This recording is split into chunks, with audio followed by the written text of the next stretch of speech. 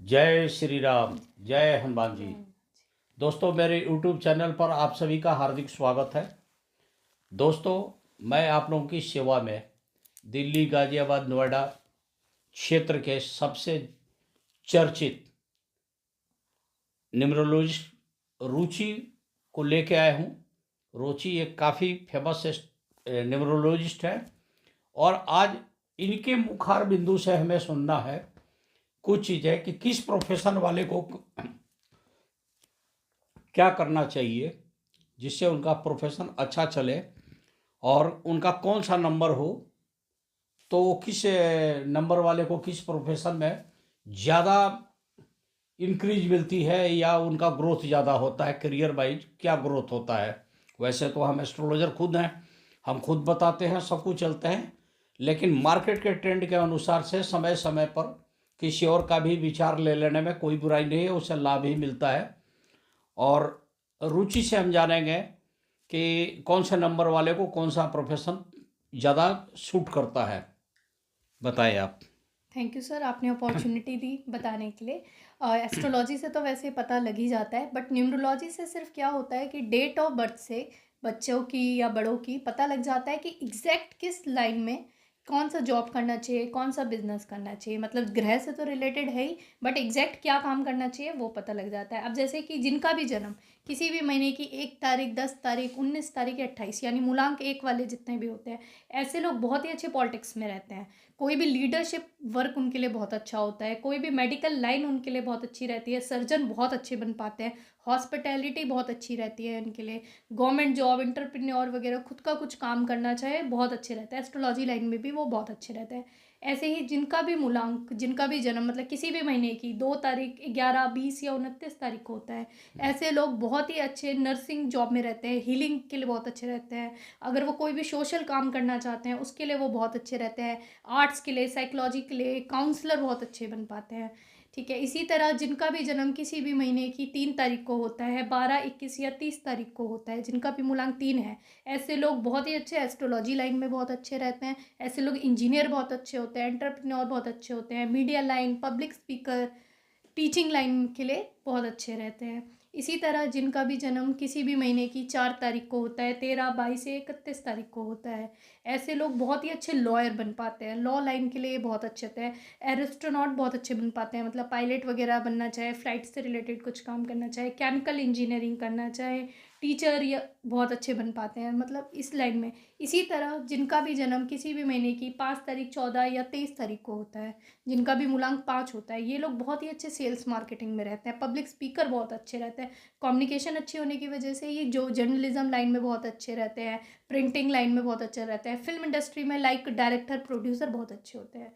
इसी तरह जिनका भी जन्म किसी भी महीने की 6 तारीख को होता है, 15 या 24 तारीख को रहता है, इनके एक्टिंग स्किल बहुत अच्छी होती है, एक्टिंग लाइन, क्रिएटिव बहुत होते हैं। तो क्रिएटिव वाला जितना काम है, डिज़ाइनिंग वाला जितना काम है, आजकल ये सोशल मीडिया है, जो डिजिटल मार्केटिंग है, ग्राफिक डिज़ाइनर्स हैं, बहुत अच्छे होते हैं। हॉस्पिटैलिटी लाइन के लिए भी ये बहुत अच्छे होते हैं। तो फिल्म वाले जो लोग हैं, फिल्म एक्टर वगैरह, जी, वो कौन से किस से? 6 नंबर जिनका भी मूलांक 6 है वो 6 में जाए। बट जिनका भी जन्म 5 है तो वो एक्टिंग में ना जाके उसमें प्रोड्यूस कर सकते हैं, डायरेक्टर बन सकते हैं, मतलब बैकएंड में बहुत सारी चीज़ें उसमें रहती है, उस लाइन में जा अच्छा सकते हैं। अच्छा। तो उसमें भी मेजर डिफरेंस रहता है। तो जैसे अब 6 वाले का मैंने बताया, सेल्स मार्केटिंग में वो भी अच्छे होते हैं और 5 वाले भी अच्छे होते हैं। बट 5 वाले जो होते हैं वो सेल्स मार्केटिंग में फ्रंट फेस, जिसमें कम्युनिकेशन का काम को सेल करने का काम है, उसमें जा सकते हैं। 6 वाले जो है सेल्स मार्केटिंग में रियल स्टेट में बहुत अच्छे हो सकते हैं। तो वो थोड़ा माइनर डिफरेंस होता है, वो एग्जैक्ट डेट ऑफ बर्थ से ऐसे।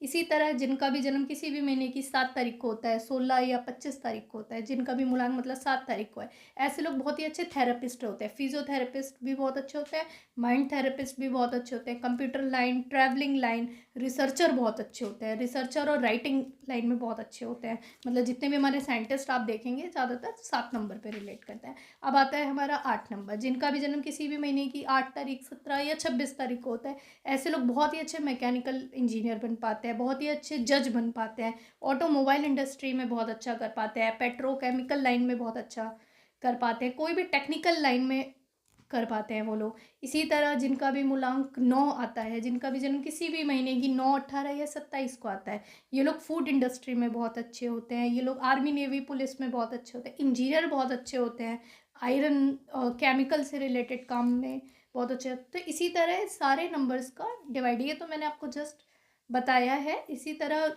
बहुत छोटी छोटी चीज़ें हैं जो हम डिवाइड होती हैं कि किसको क्या करना चाहिए, तो वो अपने डेट ऑफ बर्थ से चेक करा के जान सकते हैं कि वो सूटेबल है या नहीं। और साथ ही साथ एस्ट्रोलॉजी गाइडलाइन मिल जाती है तो वो और इन्हेंस हो जाता है कि क्या उनकी वो वाली दशा उनको फुली सपोर्ट कर रही है जिस काम में वो जाना चाहते हैं। तो वो मिक्स करके जब करते हैं तो वो एक्यूरेट होता है, तो इसलिए इसकी हेल्प की अच्छा, ज़रूरत अब ये पड़ती बताओ, है जी। बढ़िया एस्ट्रोलॉजर उसका डेट ऑफ बर्थ से कैसे पकड़ेंगे कि बहुत बढ़िया एस्ट्रोलॉजर बनेगा? जिनकी भी डेट ऑफ बर्थ में 1 नंबर है या 3 नंबर है या 5 नंबर है या 7 नंबर है, ये तो ये कुछ ऐसे नंबर्स ऐसे होते हैं ना जिनसे पता लगता है, जिसके में ये सारे ही नंबर आ जाए तो ऑफ कोर्स वो बहुत ही बेस्ट एस्ट्रोलॉजर बन पाते हैं।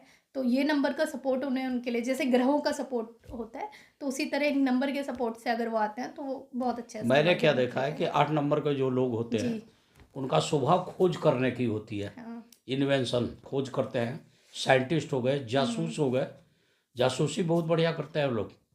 और वो लोग ही साइंस का भी काम पकड़ा दिया जाए तो बहुत अच्छे करते हैं। मैंने देखा डिटेक्टिव एजेंसी के मालिक 2-4 हैं, वो करते हैं, जैसे सीबीआई ऑफिसर, सीआईडी रा के एजेंट जो जी। खोज में, तो वो 8 नंबर वाले भी बड़ा सूटेबल है। जैसे ज्योतिष में जिसका मंगल अच्छा है, कर्म स्थान से रिलेटेड है कहीं ना कहीं, या लाभ घर से, तो या सप्तम भाव से, तो हम लोग जी। समझ जाते हैं कि ये बंदा या तो पुलिस में हम्म। या सेना में जाएगा, हाँ वही। और नहीं तो डकैत तो बनना ही बन रहा है, हथियार तो रखना ही है इसको। ये तो क्लियर है, मंगलवदी या मंगल नेक। जी। इस तरह से क्या न्यूमरोलॉजी में भी आप लोग नए जो स्टूडेंट आप लोग जिन्होंने जी। करके या ये अब कोर्स किया है, हम लोग के टाइम में ये कोर्स नहीं थी, जी। लेकिन हम लोग के पास विद्या ये थी, हाँ, आप विद्या लोग थी। को ग्रहों की हम नॉलेज लोग है के और ग्रहों के ग्रहों से नॉलेज है, जी न्यूमरोलॉजी तब भी थी। वही ग्रहों की हाँ, नॉलेज तो से ही कहीं ना कहीं उस ये टाइम भी में ग्रह इस से तरह की रिलेट करते मैंने हैं। क्लासिफिकेशन नहीं था। मैंने बहुत ज़्यादा वैकेंसीज के, जैसे में बोला जाता है कि साइंटिस्ट हो गए तो रिसर्चर हो गए, ये जी। रियल एस्टेट में गया, तो रियल एस्टेट शब्द भी बाद में ये सब आना शुरू हुए, जी।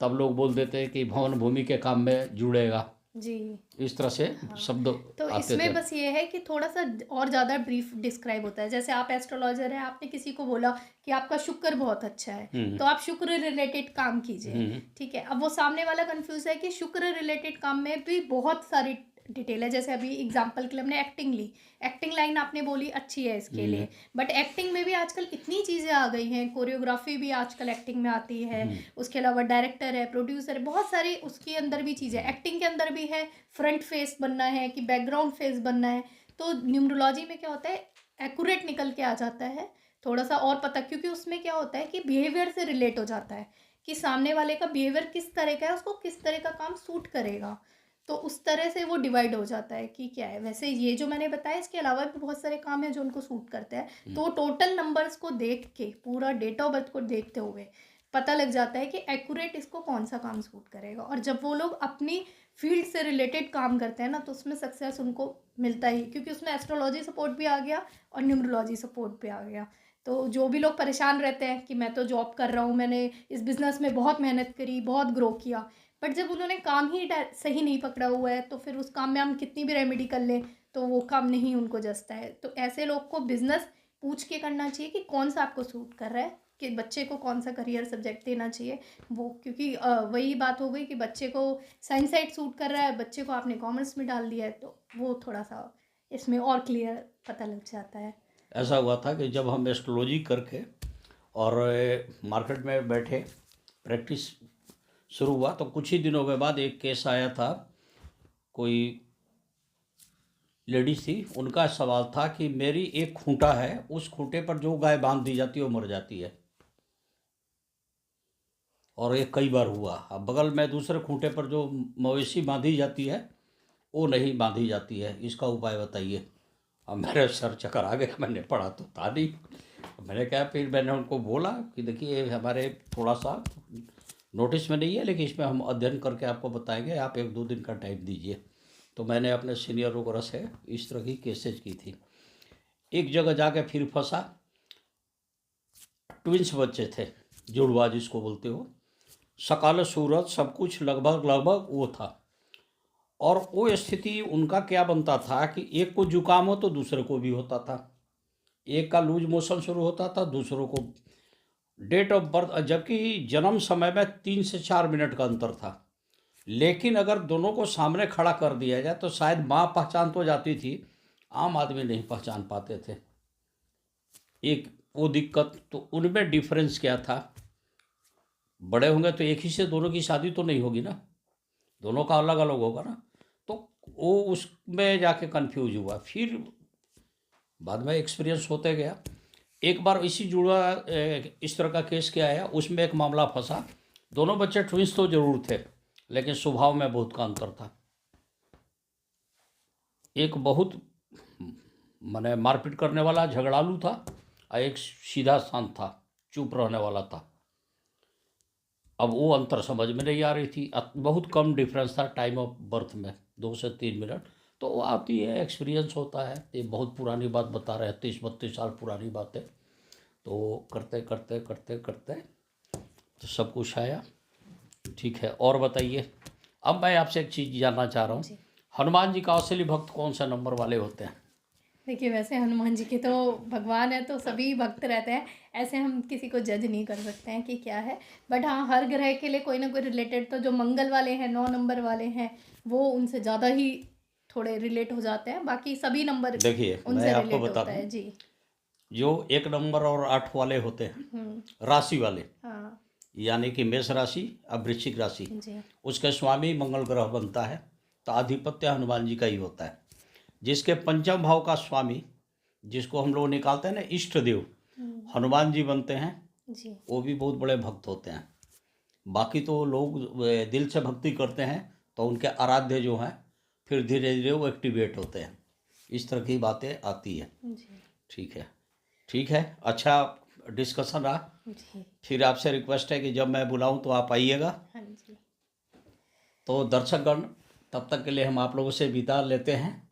इस तरह से बीच बीच में हम हनुमान जी की प्रोग्राम करते हैं, एस्ट्रोलॉजी का प्रोग्राम करते हैं, कुछ और भी हेल्प लेंगे। लोसो ग्रिड के ऊपर भी कभी प्रोग्राम करके बताएंगे, नई टेक्निक है, हाँ जी। उसके ऊपर भी आपको हम बताएंगे। तब तक के लिए हमें आज्ञा दीजिए। मेरे यूट्यूब चैनल पर आप लोगों का भी स्वागत है, मैडम का भी स्वागत है। जी। थैंक मैं विदा लेता हूँ, नेक्स्ट वीडियो में मिलते हैं। जय श्री राम, जय जय श्री हनुमान राम। जी। जय